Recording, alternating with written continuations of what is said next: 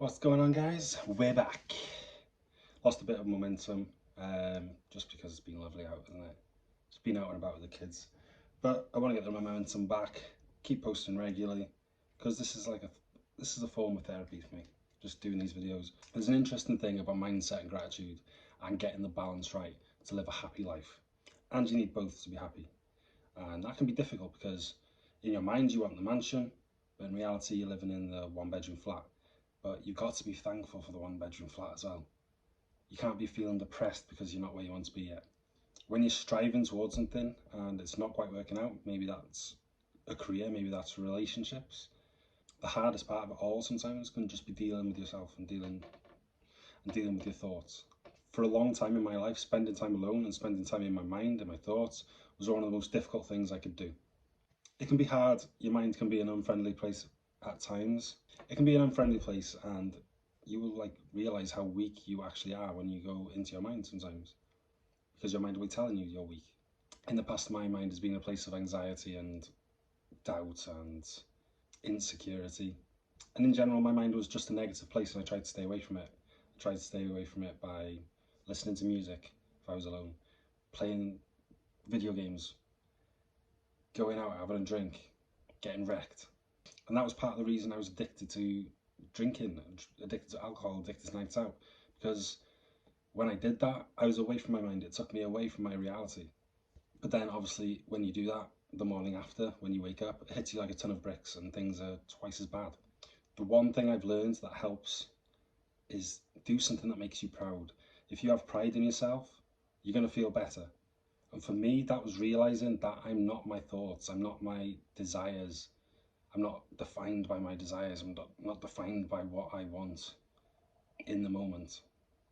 Like, I still now get the desire to go out and drink and go out and get smashed with my friends, but I don't do it. Well, I do it, but I don't do it anywhere near as frequently as I used to. I used to do it 2-3 times a week. Now it's maybe once every 3 months, once every 4 months. And I go out that once every 4 months because you do need some sort of balance. It's not all in and all out. Sometimes you do need a release. Sometimes you do need to just let loose. But 90% of the time now, I won't go on a night out. I won't go out and get wrecked. I'll go to the gym instead. I'll stay in and work on something. Because the next day, I know I'm going to be present for my children. I'm going to be there for my children. I'm not going to be a zombie, hungover. That is now my pride. I'm proud of that. I'm proud that I can be there for my children. And I'm proud that I'm able to control my own mind and control my own thoughts and say no to those things that I know are going to bite me in the ass tomorrow morning. I'm proud that I can say no to the beers, I can say no to the cakes, and I'm proud that I reap the rewards, and I'm reaping the rewards further down the line. And I never used to have that ability. If a girl DM'd me in the past and I had a girlfriend, I would DM her back because I did what I desired. Now if a girl ever DM'd me, messaged me while I've got a girlfriend, I just leave it on read, and I'm proud of that. I've realised pleasure doesn't equal happiness. Pleasure is not happiness. Drink, drugs, sex are brilliant, they're pleasurable at the time, but they don't lead to happiness. This morning I got up, I took the kids to school, I got them dressed, I fed them. They're in separate schools as well. It was a rush. I have to drop one off at 8:45, rush to the next school, drop her off before 9, and hope they're both in it on the same time. That is hard, but I'm proud that I do that, and I'm proud that I do that being there, being present, not under the influence of alcohol. It's hard, but I'm grateful for the life I've got. I'm grateful for the people in my life. I'm grateful for my children. I'm grateful for the things I've got. I'm happy. I couldn't have done what I did this morning hungover. Well, I could have, but it would have been hell. But I woke up with energy, with just being present for my children, and it's a good feeling. It's something I can be proud of, because 5 years ago I would not have been doing that. Honestly, for men to be happy, I think they need 2 things: pride in themselves, and number 2, a goal that they're chasing, something that they're pushing towards, something that they're working towards. If you have those 2 things, I don't think you'll find many sad, depressed men if men have those things. And without those things, I think you'll struggle to find happiness in life. A lot of people and men are addicted to things without actually realizing they're addicted to things. Social media, alcohol, drugs, games, stuff like porn. All this is having a detrimental effect on your life. And a lot of people think they're hardwired to want these things, they're hardwired to need these things. You're not. Your wants are just a voice in your head. You can learn to control that voice in your head. The battles against the voice in your head is something most people battle with every single day. For me, it's, oh, don't go to the gym today. Just sit at home, crack open a beer. And sometimes I just wish that I could do that. Well, I could do that, but at the moment I'm beating the voice in my head. At the moment I'm winning that battle. And I'm proud of winning that battle. Because for many, many years I wasn't winning that battle. And the hardest thing about the changes I've made in my life recently, when I say recently, in the past 3, 4, 5 years, I don't see my mates as often. Because maybe I grew up a little bit faster than my mates because I was the first in my friendship group to have children. I had my kid, my first child, at 26 years old. I'm now 30, and I'm still only one of 2 people in my friendship group that has children. So maybe I just grew up a little bit faster. I had to give that lifestyle up a little bit quicker. And not seeing my mates, that's hard sometimes. Sometimes it's a bit lonely, but it's about perspective, and you've got to do what's best for you at one point. At some point, there comes a time where you have to just think, you've got to do what's best for yourself. And what's best for me means I've got to do things that's best for my family. Now, am I being the best dad or partner in the world if I'm coming in wrecked every other week or every week?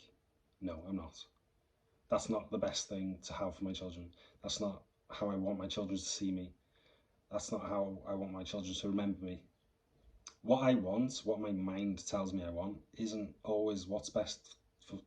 It's not always what's best for my family. It's not always the best thing to do for my family. And family comes first for me these days. But 95% of the time now, I'm happy. I'm really happy with my life. I'm depression free. I've accepted my normality. I've accepted normal life. I like normal life. And that's not to say that I don't have goals that I want to push towards, and I want to change my life in certain areas slightly. But I'm content with how it is, and I know from a bit of experience now that I have to make certain sacrifices in order to live the best life I can. I really try and appreciate the good things in life. You should always try and appreciate what you've got. The kids I've got are an absolute godsend to me. I love them like beyond words. I'm lucky to have them, and it's a privilege to be their father.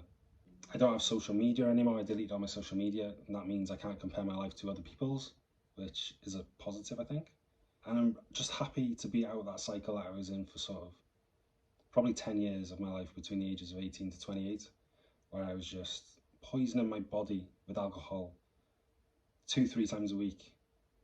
And I was just in that cycle of anxiety, feeling guilty when I woke up, not 100% hungover.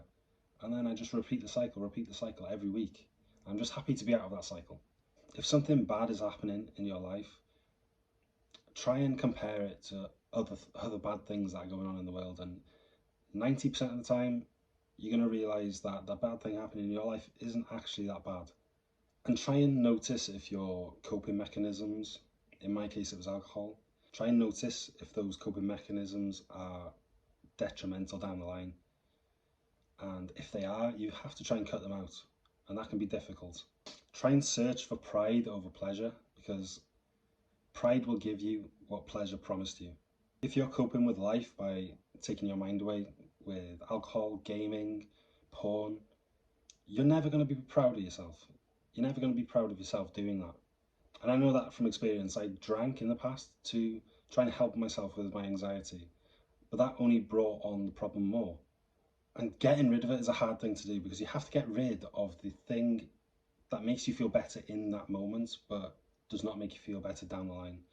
In my case, alcohol made me feel absolutely brilliant, took my anxiety away for a few hours, but in the morning, I felt worse.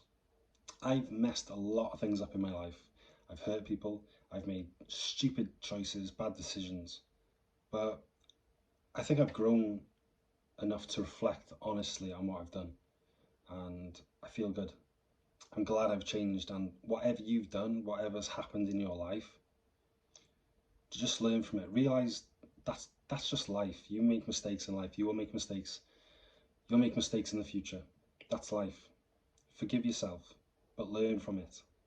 Every mistake that I've made, or at least most of them now, I just view it as that experience taught me something. That I've learned something from that experience. It's made me more resilient. It's made me a better person. It's helped me control that voice in my head. That voice that's trying to fuck everything up in my life. That voice that will tell me not to go to the gym. That voice that will tell me to go and meet that girl when I've got a girlfriend. I've learned to control that voice. I can switch it off. I can tell it, mate, shut up, go away. Thanks for watching, guys. Please like and subscribe. Love you all. Look at those guns and get after it, boys.